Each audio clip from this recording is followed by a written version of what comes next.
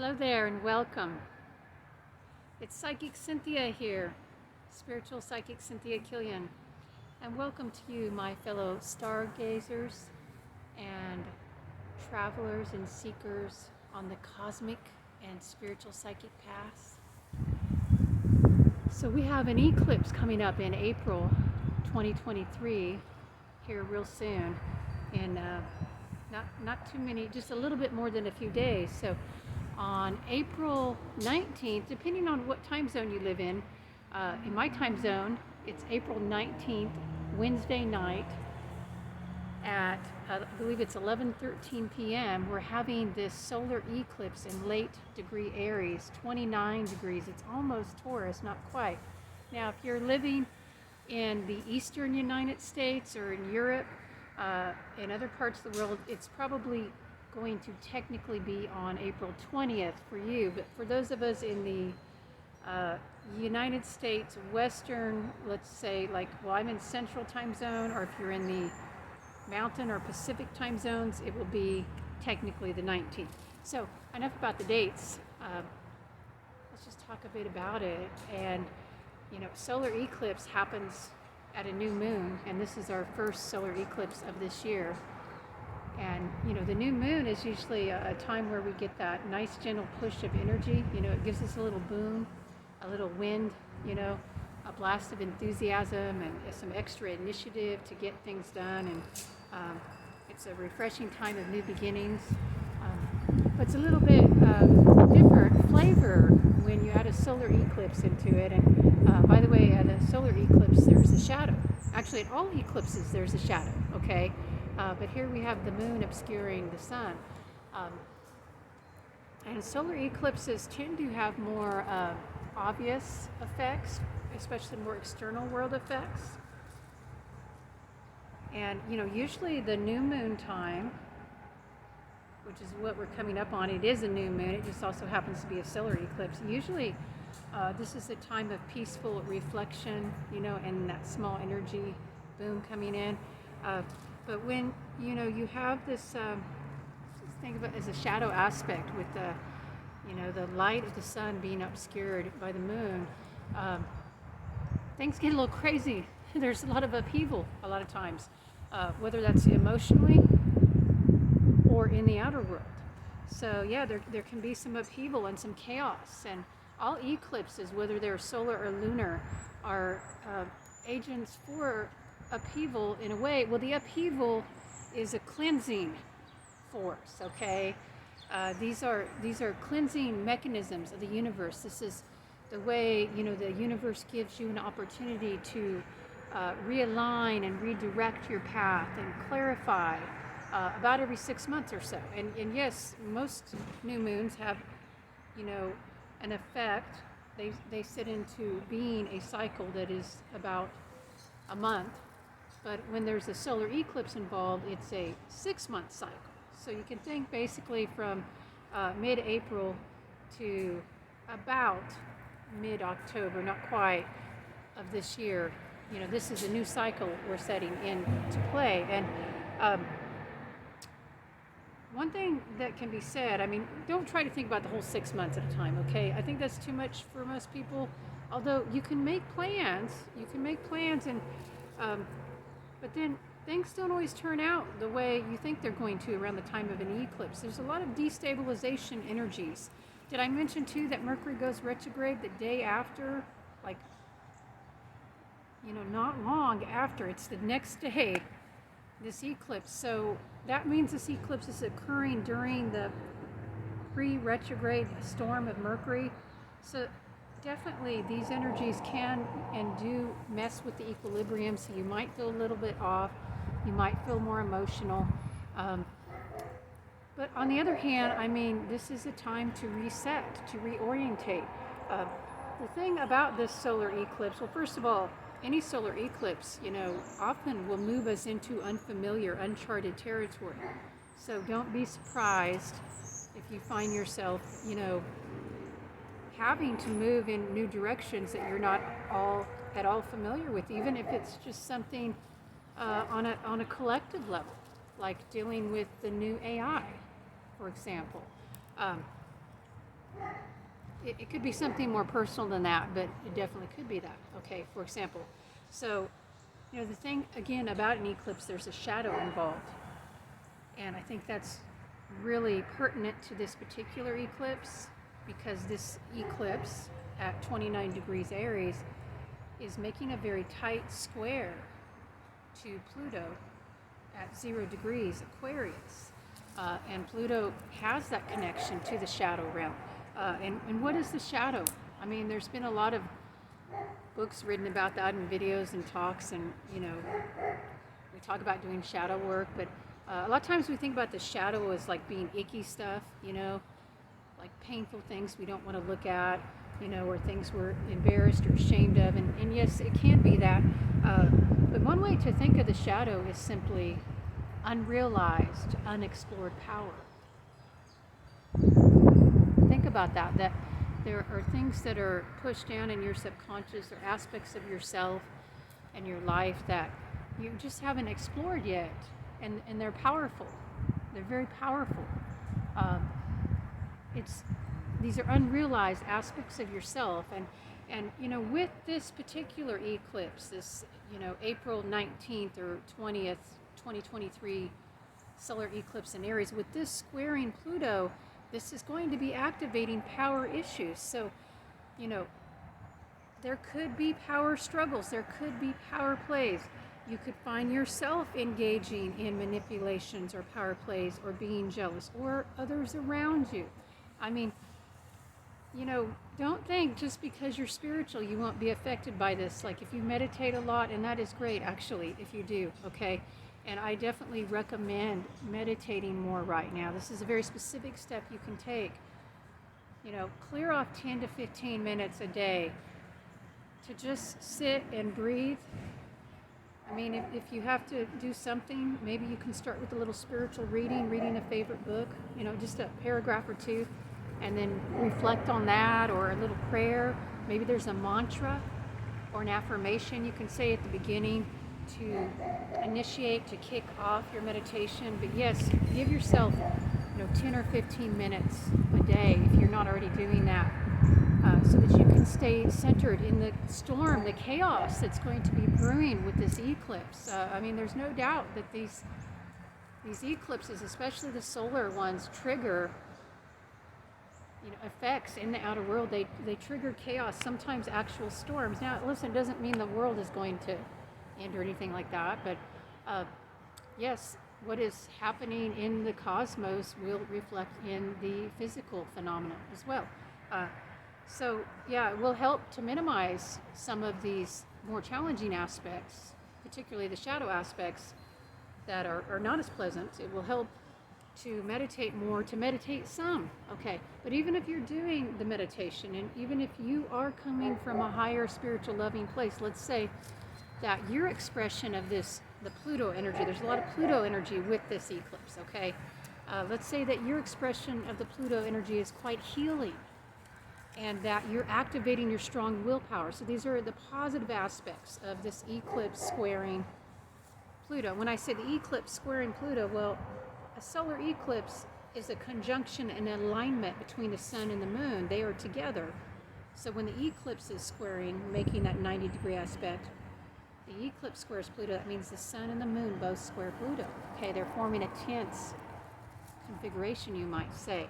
But this can stimulate your willpower. Definitely. And that is a blessing and a curse, because you have the willpower and the energy and the stamina, the desire to want to get things done. But then you also have to be able to lean into trusting divine timing, opening to the higher plan, hopefully not just pushing your own ego agenda, because ego agendas are very strong right now. And the thing is, solar eclipses take us into the unknown, into the unfamiliar, and the soul, the spirit, really loves that. It wants to branch off and try something new. But the ego, not so much. The ego wants to maintain control. So you'll do better right now if you don't try to control others, or even try to push your destiny or to control fate or whatever you want to call it, you can influence, focus on influence. And what do I mean by influence? Well, mainly, that's controlling your own thoughts, your own vibrations, your own energies. I don't even like to use the word control here, because I think that if you focus on control at this time, for the most part, that could lead to frustration, because there's going to be a lot of things happening probably that you cannot control. Like right now, I'm filming this and that wind just came up, and I guess another storm's coming in, and I cannot control that, okay? And, so then I have to be flexible and adaptable and influence what I can. Like what I can do is finish up this video soon, okay? For example, so, your thoughts and your attitude really does matter. And, it's like I have a sense of humor about this. And, I'm not trying to like sugarcoat it, like, oh yeah, I may not get to finish saying what I wanted to say, because now winds are coming up and it looks like it's going to storm any moment. But I can laugh about that, okay? And so having that sense of humor, that lightness within, it's not just being positive. Yes, being positive is helpful. And, as soon as you can, like when you're waking up in the morning or whenever you wake up, if you can start to begin to think of and look for things to feel good about, to be grateful for, to be excited about. Even if you can't find something to look forward to, and really you should try to find something to look forward to, especially if you're down and depressed, because this eclipse with the square to Pluto brings up intense emotions. You're going to be doing a lot of cleansing, dear one, and seeing aspects of yourself and realizing old patterns and all of that. So if you can find something every day, something to look forward to, whatever that is, no matter how small it is, even if it's like your favorite cup of tea, okay, or petting your cat like I am here, see that tail, whatever it is. But if you can't find something to look forward to, find something to be grateful for, okay, or both, preferably, and that will really help unlock a more positive energy. And the thing is, there is a positive energy with this eclipse, I will say. Even though the square to Pluto is the most powerful part of it, this eclipse does make a wide conjunction with Jupiter in Aries. So, that's very positive, especially the Sun conjunct Jupiter part. This is a very expansive, growth-orientated eclipse, okay? It's like, you should probably be thinking of the future and what you want to create in the next 6 months to 1 year or longer, but at the same time, watch out for impatience, watch out for that tendency to engage in power struggles, or to try to, bargain or manipulate with people, or, even the universe, try to make the universe do what you want to do. Really the only thing you can control in life would be, your own energies ultimately, and then to a great extent your own actions. Although not all of us can do just everything we want, or shouldn't do everything we want to do. That's the other thing. With this eclipse still being in Aries, but it's near the end of Aries, so I'm hoping there's a little bit of that Taurus influence. Actually, there is some Taurus influence, simply because there's some other heavenly bodies in Taurus at the same time, so that's grounding, that helps. But still, with the Aries and Aquarius overlay with Pluto and Jupiter and Aries and all that, you might be feeling very bold, very impetuous, impatient, and which isn't all a bad thing, okay? Because impatience can lead you to act when you wouldn't act normally. Like if you've been stuck in a rut, it can help get you out of that rut. So it's not all a bad thing.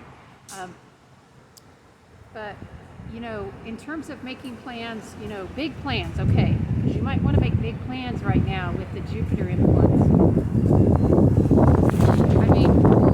There could be some obstacles, especially since Mercury's already in its pre-retrograde storm. Like even when I'm filming this video 4 days before the eclipse, okay? So things are probably going to take a little longer than you had hoped or wanted. I hope they don't, and in some cases they may go faster. But part of the issue is why they take longer underneath these kind of influences, I'm going to tell you, is not because things actually take longer than they should. It seems to us they're taking longer than they should, but it's because our rational mind, our clarity, it's a little bit shadowed, obscured, right? I mean, really, there's such a similar energy between Mercury retrograde and an eclipse. So you can kind of think that's being amplified right now. I mean, that shadow, there's a little bit of confusion, right? We're not clear, so seeking clarity. I mean, definitely seek clarity, but the thing is, you don't see everything clearly right now. There's a tendency to rush ahead anyway, and with the Aries energy, there's, gosh, that's amplified. We already have the Mercury retrograde energy, even though that doesn't start until the day after the eclipse,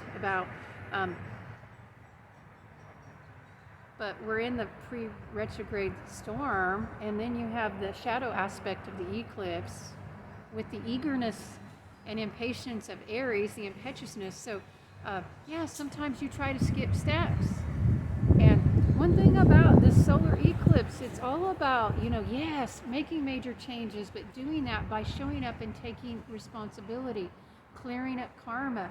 Where have you not stepped up to the plate to make the change? Where have you not done your part? Okay, now if you've done your part, then perhaps you'll get some blessings from that Jupiter influence, perhaps. If you can avoid going down into the lower energies of power struggles, manipulations, those kinds of things. And remember, don't fear the shadow. I mean, even if you see some ugly, quote unquote, part of yourself that you don't like, I don't mean physically ugly, but if you see an aspect of yourself come up, you recognize that, you're being the perpetrator of manipulation, or you were intimidating somebody, which I hope you're not, but you know what? We all have these shadow sides, different aspects, or maybe part of your shadow is the victim, right? There's a part of you that revels in being helpless, okay? That sees yourself as a victim. If you see these different parts come up, just embrace them and love them, and maybe think about too what lessons they could teach you. I mean, what lessons, like the victim, what lessons would that teach you? I mean, it could just simply be a call to do something different than the victim, or I think part of the victim archetype is, it's true, there is a power in being vulnerable. That's the positive, right? And in letting ourselves be vulnerable. I mean, that doesn't mean you have to be victimized, but victims feel very vulnerable, okay, all the time. So, I don't know. For example, this is a way you can kind of turn it around, and but of course, I don't think ultimately the goal is to stay in the victim archetype, or if, let's say, you've got a nasty, mean, jealous side. I don't think the goal is to stay in that all the time. It's just like the people in our lives. We have to deal with these parts of ourselves the same way we deal with people. And, you do that a number of different ways. You find acceptance sometimes, I think love is always key. But then also boundaries. You might have to have boundaries with certain parts of yourselves. By the way, it's not just with yourself either. You're probably going to have to deal with boundaries, with others. Someone around you will probably push your boundaries with this eclipse. And I don't mean just on the day of this eclipse. I should have said that earlier. I hope you're still watching. Because remember, this is a 6-month cycle. Most people feel it strongest. Well, some people will feel it very strongly 2 weeks before, but most people feel it strongest 2 to 4 weeks after the eclipse. So if the eclipse, in this case, it's taking place on the night of April 19th or April 20th, 2023, depending on your time zone. Yeah, so think about a month, into mid-May, mid to late May. These themes are going to be really activated on a conscious level. And then you kind of get your groove on. You're still dealing with handling power and creating new things and change and growth and all of that, but you'll be more in the flow, hopefully, by mid-May. Well, it might take a little longer than that because we do have a lunar eclipse on May 5th, but that's another video for another time. Okay, so I hope you found this video helpful. Let me know if you have any questions about the energies. I can't do a reading over your chart here on YouTube or Facebook. I hope you understand, because that's something we would need to do a private session for. But you know, there's lots of online tools that can help you with getting more information, I will say, if you're not able to do a private session. And mainly, you know, just sit with this and, you know, lean into that part of yourself that is willing to step up and be courageous and show your face to the world, your true self. And to do that without duplicity, without demanding of others. You know, you can only reveal your authentic self. You can only show that self. You can't control how others will react, how they will respond, and nor should you try to. It's not your responsibility. And that's part of this, is knowing what is your responsibility and what is not. What is your responsibility is your own energy field and tending to your own inner self, healing your own issues. Not so much pointing fingers at others. I'm not saying others don't do unsavory things sometimes, but that's for them to take care of, not you. So there's a lot with this, you know, with it being in Aries square Pluto and Jupiter expanding, all that. This is, you know, reminding you about your essential self and taking responsibility for being that. Don't worry so much necessarily about how others, you know, respond to that. Just concern yourself with being and expressing your highest self, okay? And deal with those shadow parts as they come up. I mean, they don't all, again, you know, you have to deal with them one by one and deciding not all parts of the shadow need to be broadcasted. They don't need to be yelled loudly. You know, when you're really being your essential self, you know, it's something you be, literally. You be it. You don't even have to announce it loudly to the world. I mean, if you feel like you have to go on social media and make a loud announcement about it, you're probably not doing it. Okay? It's kind of more gentle than that, like these pansies here. You know, the way they show their face to the world, just quietly in the shade. They don't need to be in the spotlight all the time. You know, they can be. They were just now, right? And you can be too. But you don't need to be, right? You just need to be your essential self, your true self. All right. Hope you found that helpful. Well, until next time, dear, beautiful, cosmic, blessed ones, I am sending you much love and bright blessings.